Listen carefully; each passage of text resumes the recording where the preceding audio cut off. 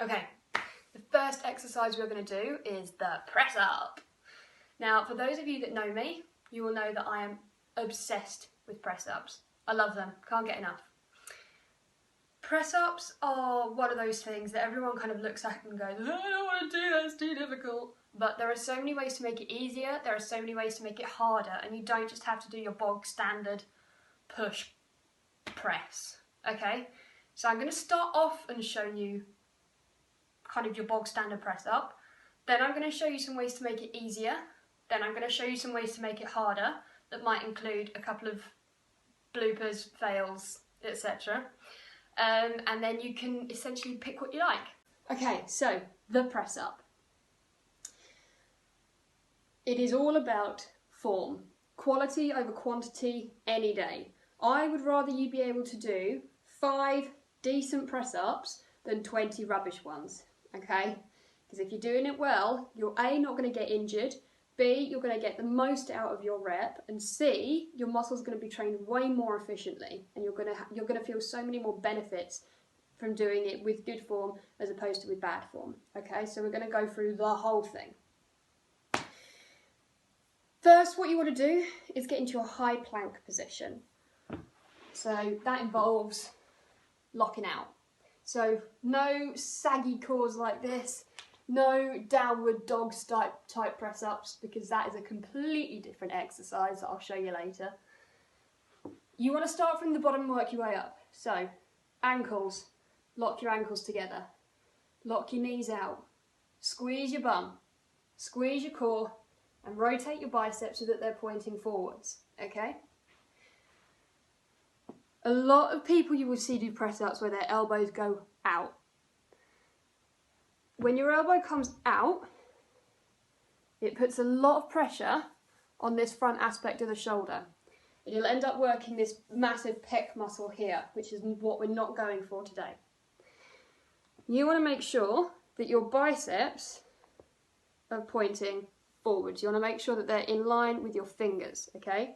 So your shoulder, elbow, wrist and bicep should make one lovely long fluid line, okay? If they're doing this, it puts a lot of pressure on your wrist here and a lot of pressure on your shoulder here. Here is a much easier position for the body to go to, because that wrist becomes neutral, so it goes from here, it flattens out and then it comes back again. And with your shoulder, it's moving in a much nicer plane of movement. Also, I mean, your elbow only does kind of one movement, but it's nicer. And it's a lot lower risk of injury. So you're in your high plank, nicely locked out, good form. All you're going to do is lower yourself to the ground. You want to make sure that your elbows are tucked into your sides, okay? If they're out here, that's not right. Keep them tucked in, okay? So your elbows are tucked in, you're locked out, and then you're just going to push yourself back up, keeping that nice line, okay? Don't let your core sag. If you're doing this, it's more like the worm than a press up, okay? So keep that core nice and tight. Don't let that bum come up either. Keep yourself nice and tight to the ground and back up. Another couple of ways to regress the press up. You can do what we call negative reps, where you go down, walk yourself back up. So in standard format, you're going to lock out, come down to the bottom of that rep, then you can relax yourself, walk yourself back up again. Come down, walk yourself back up again.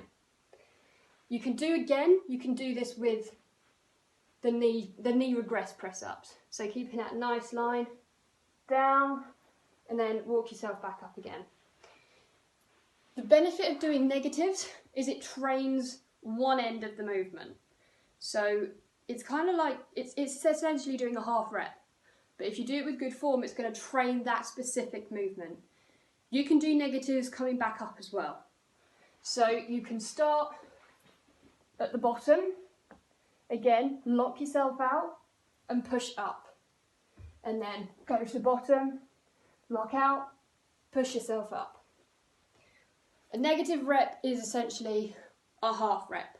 So you can do that if you're not ready for a full press up, or if you're trying to bridge the gap between a knees down and a standard press up. A negative rep is a really good way to bridge that gap.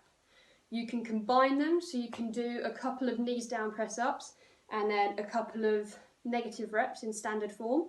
You can switch up however you like. It gives you way more options, okay?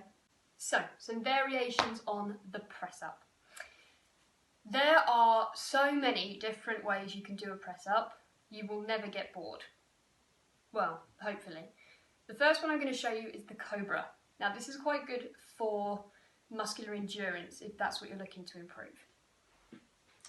You're going to come into your high plank, come down into your low press up, and then all you're going to do, keeping that nice locked out form, is move side to side so that you're going to bias your weight over one hand and back to the other.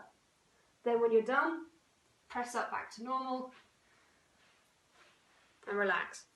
This exercise, I can tell you, works your biceps, your triceps, your forearms and your wrists, okay? And your anterior shoulder, it works the whole chain. Cobras are brilliant because it also helps with your range of movement. The next one we're going to do, let's do rock press. Rock press is fun. The downward dog, a yoga position that most people are familiar with. Hands and feet on the floor and your bum is in the air. From this position you can do what we call a rock press. Now, this is very good at training your shoulders and training your triceps. It's quite an awkward one, but once you get it, they are really fun. So rock press. Come into your downward dog, so your feet are on the floor, bum is in the air. All you're going to do is lower your head and your elbows / forearms towards the floor. So you're going to come down and you're going to press back up. Come down, press back up. Come down, press back up. Now this one is really good at training your triceps and the front part of your shoulder, but it has the added bonus of being an excellent calf stretch as well.